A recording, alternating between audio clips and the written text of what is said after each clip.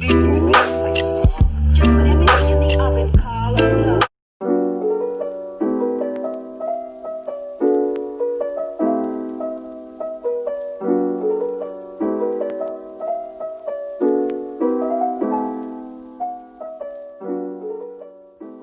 everybody!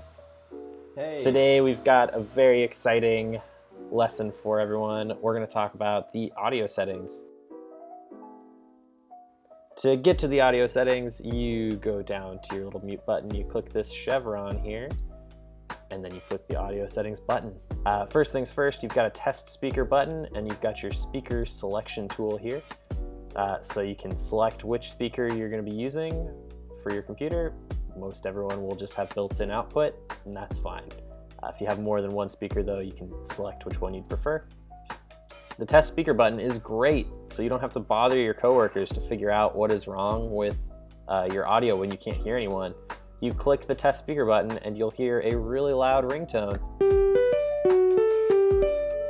Ah, you hear it, don't you? Yes, it's annoying. You click the test speaker button again and it'll stop. That will always happen. You'll see the little green and red level bar pop up and down, and you can select your correct speaker, or you can slide the output volume adjustment up or down so you can hear it better for yourself. You don't have to bother your coworkers with it.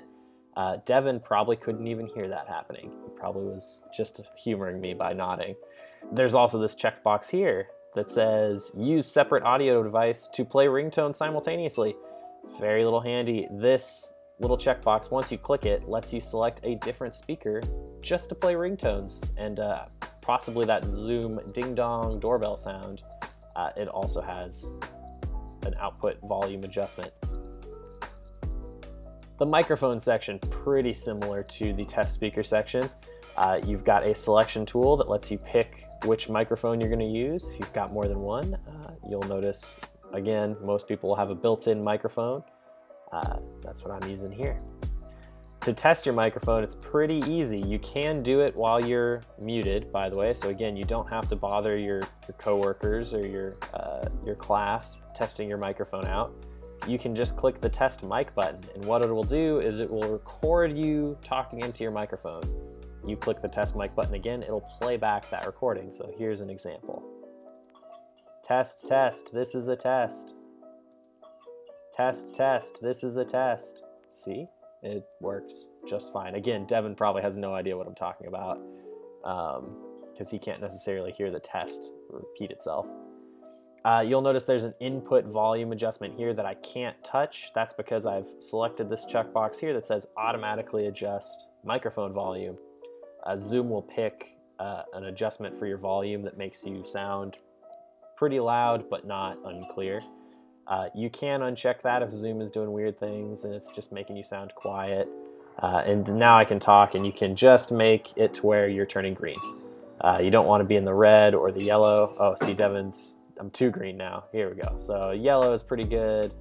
Lower end of the green is probably better for Devin's earbuds. He's got sound coming directly into his head. I'm just going to turn it back on to automatically because that's really easy, and Zoom does a great job at it. There's a box here that says suppress background noise. You can check it out over here, and there's a little learn more tab about what it's exactly doing. Basically, when left on auto, it just tries to eliminate clicking sounds, elevator music that might be playing in the background, blenders going off. It tries to take those background sounds and just make your speaking experience quieter.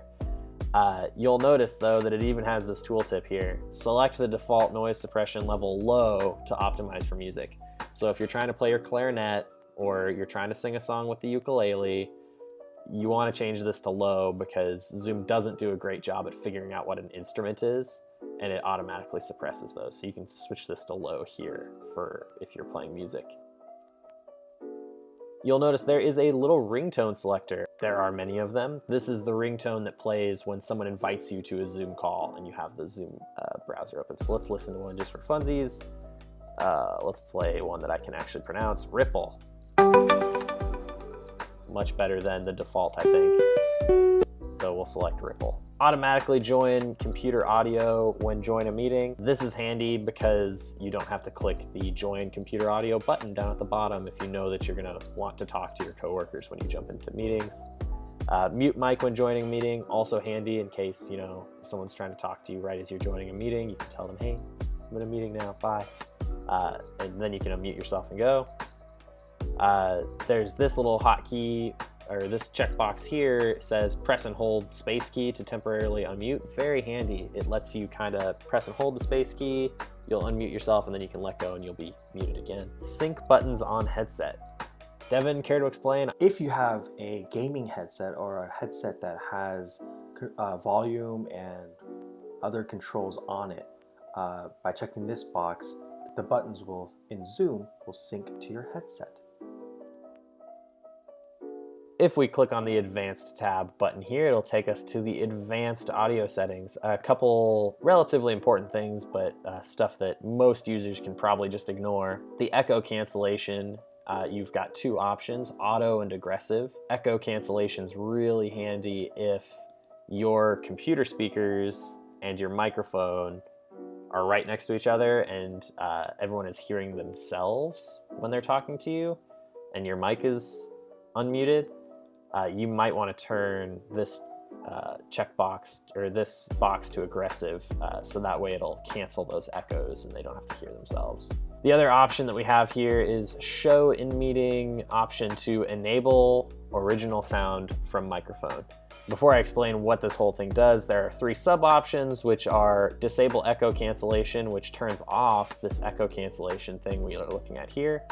There's high fidelity music mode, which increases the fidelity of your audio coming through your microphone. And again, it's specifically for music, so if you're using Zoom to practice music with your piano teacher, this might be an option for you. And then there's also use stereo audio, which of course will require two microphones to be picking up things, but on the receiving end, when you send the sound through to your, again, piano teacher more than likely, they'll be able to hear left and right, which could be useful to us. So we can check all three of these boxes, but the most important one is this one, the fourth one here, which is enable original sound. And you'll notice up the top corner of my Zoom window now is this turn on original sound button.